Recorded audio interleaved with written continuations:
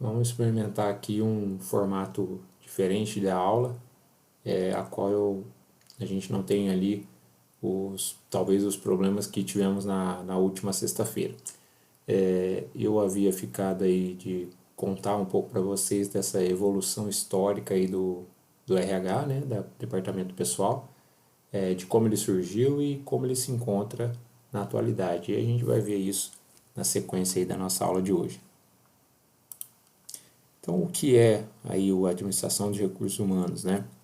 Então, no passado, né, chamado como departamento pessoal e se tornou aí ao longo do tempo, né, dos anos, um setor que a empresa assume como posição estratégica. E como então ele surgiu aí, né? Vamos ver como é que ele surgiu esse RH aí, e aí com quais os conceitos. Eu me recordo até que eu iniciei com vocês aí um pouco desse assunto e acabou depois travando a nossa aula. Mas vamos ver como surgiu esse RH. Então, o departamento pessoal, né, ele tem sua origem histórica, né, na escravidão. Né? Durante essa época, os senhores nomeavam pessoas para cuidar dos escravos e que eram considerados máquinas das quais eram extraídos o máximo possível.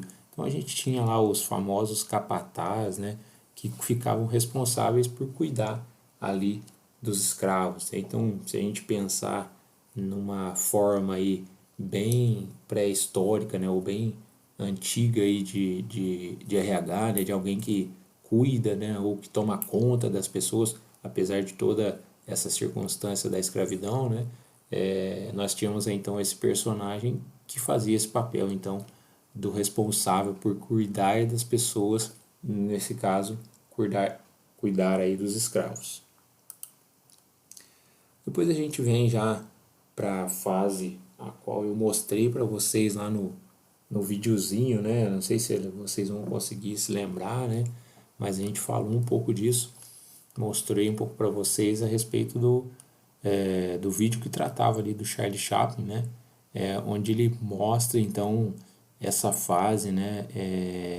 Da administração de recursos humanos e qual que é a finalidade então dela ter sido criada, né? Então, segundo o Marras, tudo começou com a necessidade de contabilizar, né, os registros dos trabalhadores, com ênfase, obviamente, nas horas trabalhadas, nas faltas e nos atrasos para efeitos de pagamento e desconto.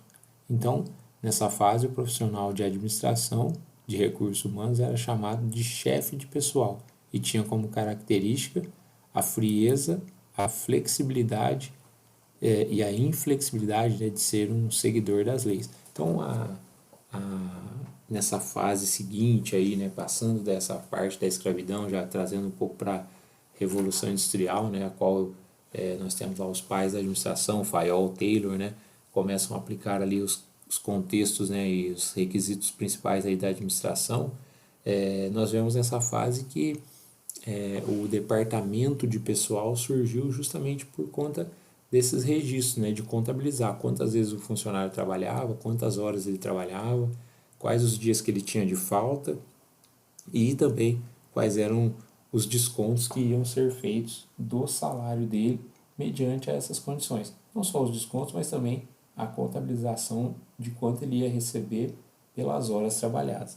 Lembrar, pessoal, também que nessa fase aí, ainda não entramos nesse mérito, né, mas vou falar mais adiante com vocês, nessa fase não se tinha as regras como se tem hoje em relação à jornada de trabalho, né? Então, nesse momento aí da história, os empregados trabalhavam por produtividade, então aqueles que trabalhavam mais ganhavam mais e aqueles que trabalhavam menos ganhavam menos. Então, tinham ali jornadas até se registra aí, né, contam alguns registros, alguns relatos de que existiam jornadas com até 16 horas diárias aí.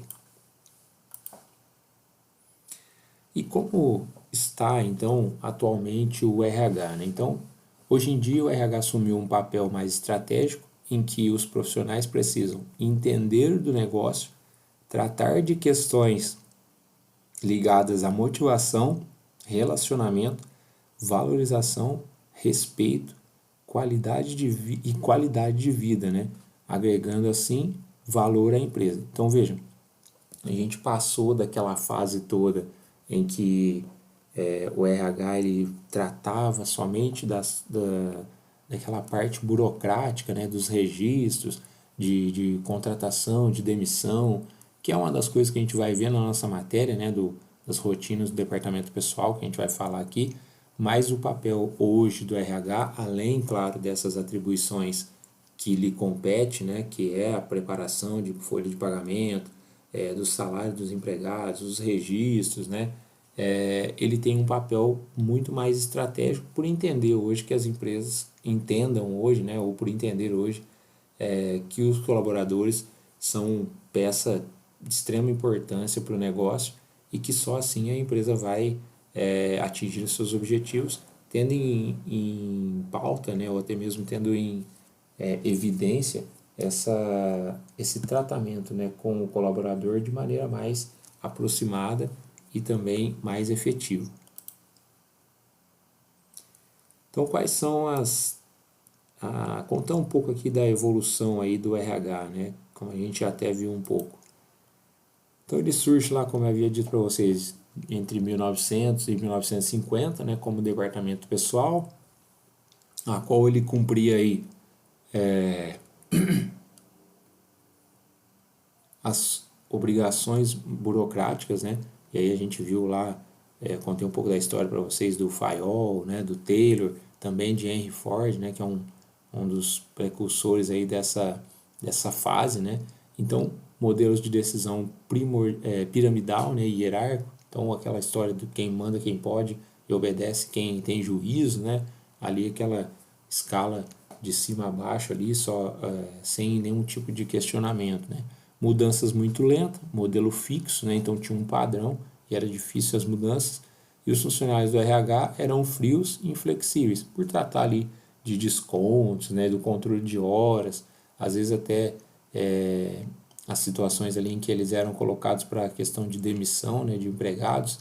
Então eles eram considerados aí pelos trabalhadores como frios e inflexíveis. E aí eles tinham lá o chefe de pessoal, as tarefas aí das horas trabalhadas, o controle das horas trabalhadas, as faltas e os atrasos. Então, vamos pensar que lá atrás o profissional de RH, né, ele era basicamente tratado como um carrasco aí diante desse cenário que se tinha, né? Mas ele cumpria com o papel dele ali que era exigido pela empresa. Depois, né, de 1950 a 60, né, já trazendo aí para uma fase já mais evoluída, né, ou pelo menos já um avanço grande aí nos sistemas de produção, né, principalmente as indústrias, né, que puxam bastante essas questões relacionadas à gestão, né. Então aqui já focado, né, mais em tarefas mais burocráticas, e aí nesse período aqui principalmente a preocupação com segurança, né, a segurança do trabalhador, e então a partir desse momento a gestão do RH, né, a administração do RH, ela passa a ter essa preocupação, né, então começam aqui também os processos de recrutamento e seleção que eu comentei com vocês, que passam a ser mais qualificados, contratações mais técnicas, né? Então a empresa começa a qualificar melhor esse processo de recrutar e selecionar com o objetivo de contratar aqueles profissionais que tenham mais identificação com a função, com a tarefa a qual ele vai exercer ali. Também inicia-se nessa fase, né, da administração de RH as políticas e os critérios para treinamento e desenvolvimento de colaborador. E aí, nesse caso aqui, o treinamento em si é a maneira de ensinar ali através de um curso, de uma capacitação, de uma aula, e o desenvolvimento do colaborador tem a ver com a sequência em que isso vai acontecer. Então, o treinamento é vamos pensar assim, que é o remédio imediato, né? Então, eu estou com a dor, eu tomo estou com dor de cabeça, eu tomo um remédio para dor de cabeça e pronto. E o desenvolvimento é aquela vitamina, né? Qual você vai tomando todos os dias para que possa se fortalecer. Então, essa seria aí nessa fase, né, do RH, uma das coisas que foram iniciadas nesse momento aí, o treinamento e o desenvolvimento do colaborador. O funcionário do RH como administrador social da empresa, né, com uma visão mais humanista. Aí surge o critério de gestão de pessoas, né, fugindo daquela conotação do RH, né, de recursos humanos, já trazendo então para a gestão de pessoas de uma forma que é mais aproximada, né, como o nome fala, mais humanista, né, e aí eles passam a chamar então esse departamento como gestão de pessoas, ao invés de tratar aí só como administração de RH ou departamento de RH. Ele é um profissional de polivalência, flexibilidade em relação ao trabalhador, porque ele passa então nessa fase, né, o profissional de RH, ele passa a ter que entender um pouco mais sobre as funções que os seus pares ali, que os seus colegas de trabalho ocupam, ele passa a ser mais ter ali a maior flexibilidade em relação ao trabalhador, justamente por conta dessa aproximação que ele tem e do pensamento que as empresas têm agora em se preocupar aí com o bem-estar ali daqueles trabalhadores. E nesse momento aqui surgem então os técnicos de segurança do trabalho. Não tem a ver especificamente com o RH, né? O técnico de segurança do trabalho é um profissional de outro setor, vamos dizer assim, mas está muito ligado à gestão de RH ou à gestão de pessoas, muito por conta de que a função básica de um técnico de recursos humanos ou de um engenheiro de recursos humanos é cuidar e zelar ali pelo bem-estar daqueles profissionais. Então, por conta disso é que há essa aproximação muito grande com a administração de RH ou a gestão de RH, justamente por eles terem o mesmo propósito, né? O RH está ali para cuidar daqueles colaboradores, cuidar daquelas pessoas, e a segurança do trabalho cuidar do bem-estar daqueles profissionais, né? Garantindo toda a segurança e as condições relativas ao trabalho ali daqueles colaboradores. Seguindo aqui, então a partir de 1990 e mais atualmente, né? Então o funcionário do RH ele passa a ser um gestor estratégico, né? E aí eu digo para vocês o seguinte: hoje um profissional de RH, principalmente das grandes corporações, ele até então, né, até antes dessa fase, ele era um profissional que ele tomava ali as decisões e a diretoria da empresa só repassava para ele o que ele deveria fazer, né, o que ele tinha que fazer como forma de atender as necessidades da organização. Hoje, né, mais especificamente agora, século XXI, né, e mais atualmente após aí os anos 2000, esse profissional do RH ele passou a ser um gestor estratégico. Hoje ele faz parte das reuniões do planejamento organizacional da empresa. Então, quando se reúne todos os diretores, né, ou o dono da empresa com todos os gerentes, o gerente de RH também faz parte. Ele faz parte porque ele vai entender ali do que de fato a empresa precisa e quais são os pontos cruciais em relação às pessoas, né, aos colaboradores que ali estão, o que precisa ser feito para que de fato então o planejamento da empresa possa ser cumprido. Então hoje o gestor de RH ele ocupa uma posição muito importante, né, ou fundamental aí para esses planos que a empresa tem.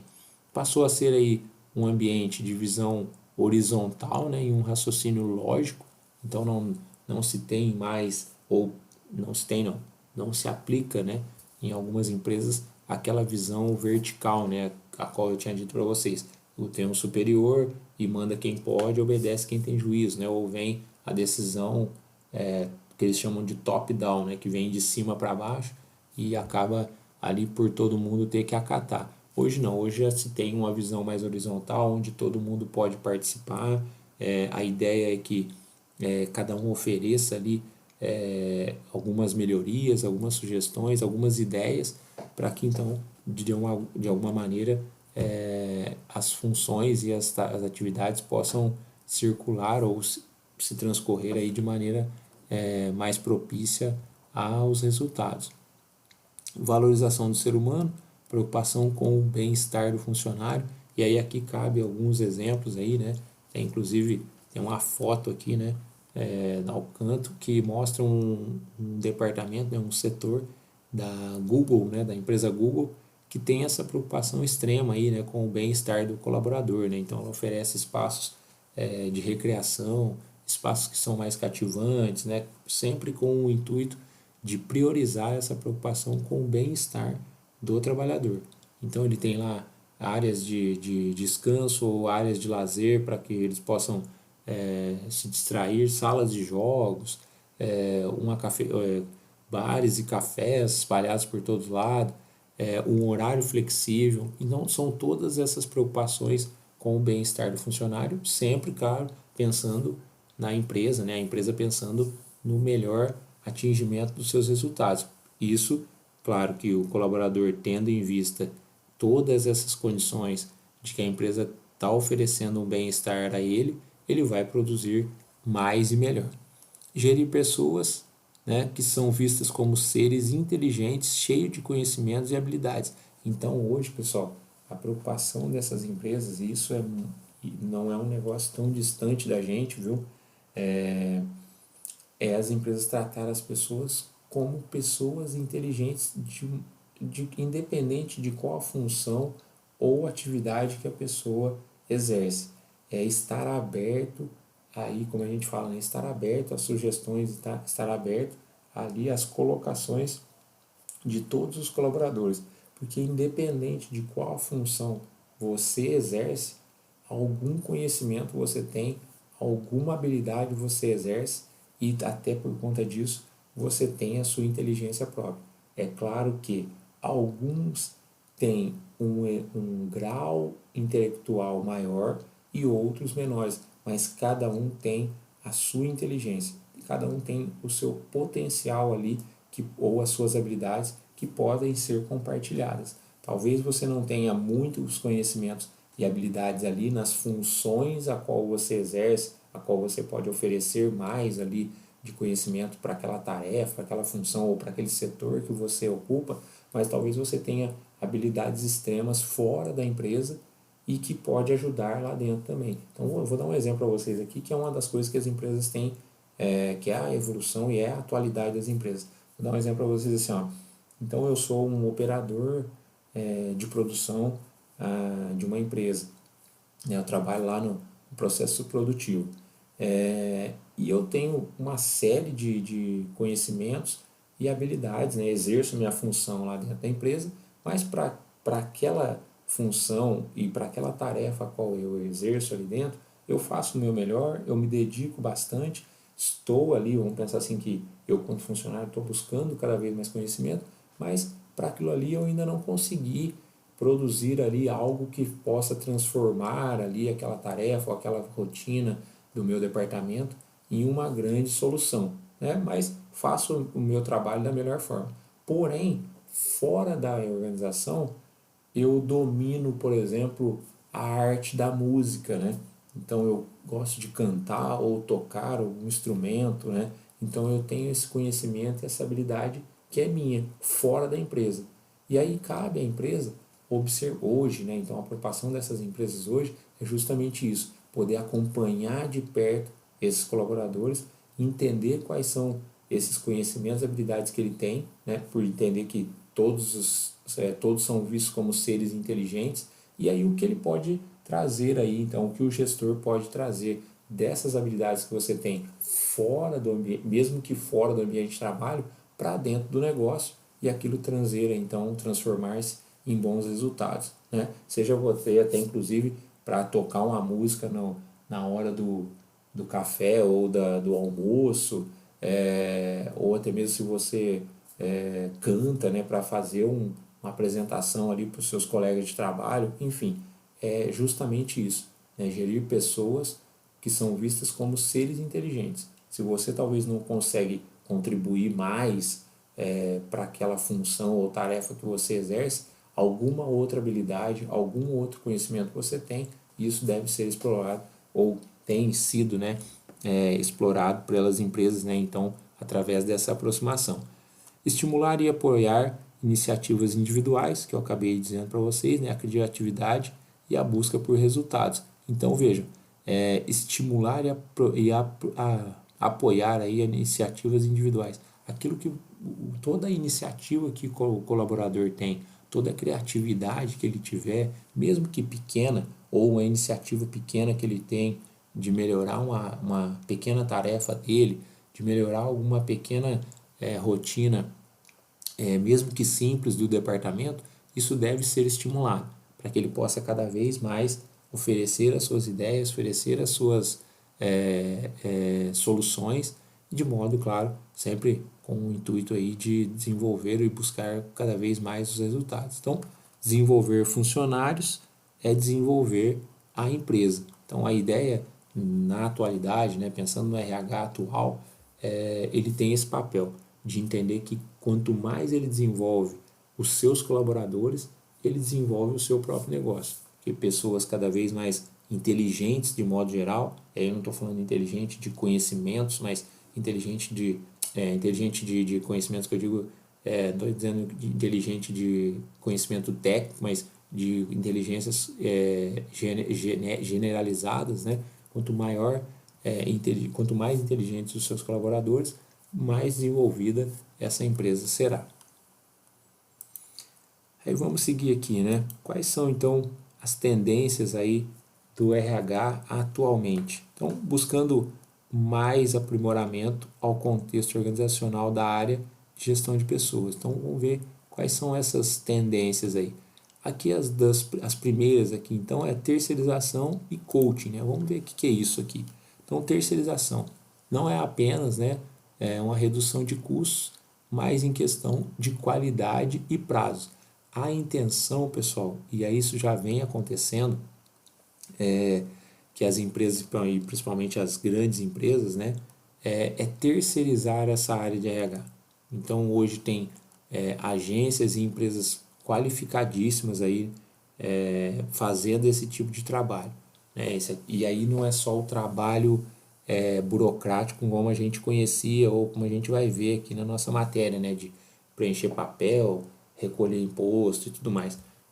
Não, de tudo que eu falei para vocês agora da evolução do RH, que é esse acompanhamento aproximado do profissional, ele vai passar a ser feito por uma empresa terceirizada, que atua dentro da sua empresa, mas não é mais parte do seu quadro de funcionários. Então, hoje, como há essa possibilidade da terceirização de todas as atividades da empresa, o RH não fica de fora. Então, é uma tendência, as empresas têm visto aí que existem empresas terceirizadas muito capacitadas para desempenhar aí essa função de cuidar ali do seu capital humano com a melhor efetividade e também, claro, com a redução de custos.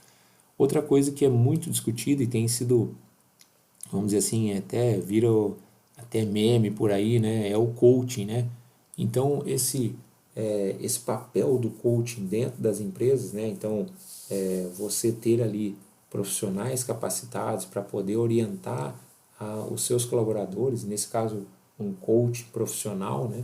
Ele tem essa capacidade de aplicar, então, algumas metodologias de modo que ele faça você evoluir na sua carreira.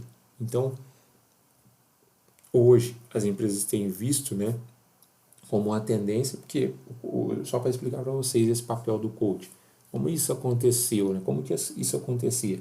Normalmente, quando você recebia uma promoção na empresa, né, passava ali um cargo de gerência, supervisão, e acabava ficando um pouco perdido ali de como melhorar o seu desempenho, ou até mesmo quando você queria melhorar o desempenho seu na empresa, você contratava um profissional de coach. Ele tem ali uma série de metodologias para incentivar, para melhorar o seu potencial e para que você possa lá dentro da empresa elevar então os seus resultados e através dessa elevação você buscar novas possibilidades, né? Uma promoção, um crescimento na carreira. Hoje, isso então era buscado, pessoal, de modo pessoal, particular. Então, eu, Fábio, quero crescer dentro da organização e aí eu procurava um coaching para eu melhorar o meu desempenho, melhorar a minha performance dentro da empresa e, consequentemente, eu receber aí uma promoção, melhores salários e por aí vai. Hoje as empresas observaram, né, e por isso que é uma tendência, de que elas precisam também ter ali ou contratar aí coachings para melhorar o potencial ou a performance dos seus colaboradores e não deixar por conta do colaborador aí, do empregado ou daquela pessoa de modo particular e individual buscar ajuda através de um coach. Então as empresas passaram então a assumir essa função. Como eles viram que traz benefícios, né, e traz resultados, então as empresas passaram a contratar aí de modo terceirizado esses profissionais de coach para treinar e para capacitar aqueles seus colaboradores, pensando ali que essa capacitação vai ampliar aí a performance e a produtividade desses empregados.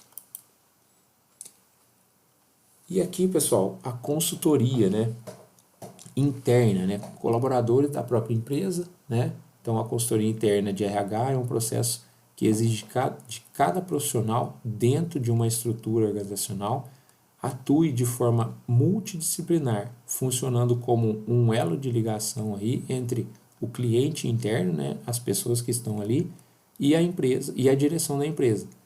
Então, nesse caso aqui, pessoal, de consultoria, é aquela posição assim, ó, de que o RH vai trabalhar ouvindo, né, cada vez mais, acompanhando cada vez mais os colaboradores e fazendo uma ligação direta com a direção do RH, com a direção da empresa, né, pensando num planejamento estratégico. Então eu vou até aqueles colaboradores, eu me aproximo cada vez mais deles para que eu possa trazer as melhores informações e mais qualificadas ali do ponto de vista lá da empresa ou do chão de fábrica, né, ou dos processos de produção da empresa para as decisões que a direção vai tomar, a direção da empresa vai tomar.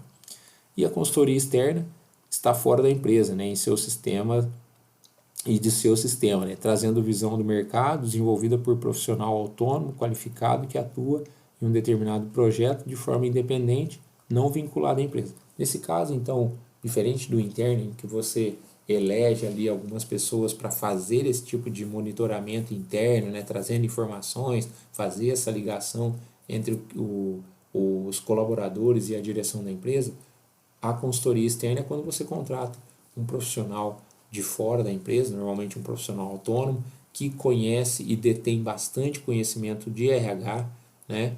Ou até mesmo se for de outra área, não, uma consultoria de outra área financeira, de custos e por aí vai, você contrata esse profissional de modo que ele possa trazer as experiências que ele tem, né, para um determinado projeto, e que esse projeto então vai trazer bons resultados. E por fim aqui, pessoal, das tendências aí, né, e até já não é um assunto tão atual, né, já vem sendo discutido há um bom tempo, que é a famosa reengenharia, né, foi concebida aí dentro de um contexto de crise, né, para as organizações e propunha então a inovação e o desapego aos tradicionais formas de gestão organizacional que ainda emperram os meios empresariais. A reengenharia, pessoal, nada mais é que é uma reorganização de funções, de tarefas, e nesse caso aqui existe lá dentro da reengenharia o que nós podemos chamar de outsourcing, né, ou outsourcing, que é o achatamento, né, em algumas condições essa reengenharia ela acaba tendo aí até a demissão, né, provocando o corte de colaboradores caso não tenha nenhuma possibilidade de realocação. O intraempreendedorismo, né, que é uma palavra muito falada ultimamente, né, que é o empreendedorismo, né, você ser um empreendedor, né, o que era ser essa pessoa empreendedora, né, que a gente conhece bastante, fala a respeito de abrir o seu próprio negócio, de ser destemido, de ser inovador. Isso dá para se fazer também dentro da empresa, e isso tem um nome, né, chama intraempreendedorismo, que é você ter todas aquelas características do empreendedor, né, de ser inovador, de ser destemido, de estar à frente do tempo, né, à frente dos negócios, de uma maneira que você tenha condições aí de fazer tudo isso para um negócio que não é o seu, né? Então, capaz de transformar uma ideia em um produto final acabado ali, que é o resultado que a empresa precisa. E outra tendência aí do RH é o que eles chamam de benchmark. Benchmark nada mais é que um comparativo, né, em que você se espelha, né, então, né, uma empresa, uma visão voltada então para o ambiente externo, né, e a necessidade então de comparar processos e as operações de uma empresa com outra bem-sucedida. Então eu vou me espelhar em empresas que funcionaram, né, que fizeram coisas que deram certo e trazer para o meu negócio. Vamos pensar que, em outras palavras, né, pessoal, é quase que um copiou-colou, né? Só não dá para falar que é um copiou-colou, porque muitas das coisas que você vê na empresa numa outra empresa, né, ela não funciona da mesma forma. Você pode trazer as mesmas ideias e adaptá-las ao seu negócio, né? E essas ideias em relação ao RH, né, então o benchmark aí em relação ao RH, e aí isso não precisa especificamente ser uma empresa que atua no mesmo ramo. Então eu sou uma empresa que fabrica pneus, né? Eu tenho uma fábrica de pneus. Eu não preciso procurar uma empresa fabricante de pneus que tenha boas ideias, ideias que estão trazendo resultados para que eu possa aplicar no meu negócio. Eu posso acompanhar uma empresa de outro setor, de outro segmento, que está fazendo coisas interessantes e tem feito iniciativas que trazem resultados e eu trazer para o meu negócio, claro que adaptando à minha realidade e daí, a partir daí, então, colher os mesmos frutos. Isso é o benchmark, né? Que é o mesmo que comparar o que funciona, e nesse caso, o que funciona bem em outras empresas, e trazer para a minha organização. E é isso, pessoal. De modo resumido aqui, né? Eu contei um pouco para vocês aí dessa evolução do RH, de como ela começou e até as tendências atuais. Lembrando que o RH hoje ele tem esse papel mais humanístico, né, de estar mais próximo do colaborador e não de impor aí as coisas como se tinha há muito tempo atrás. Beleza? Fico por aqui e até a próxima.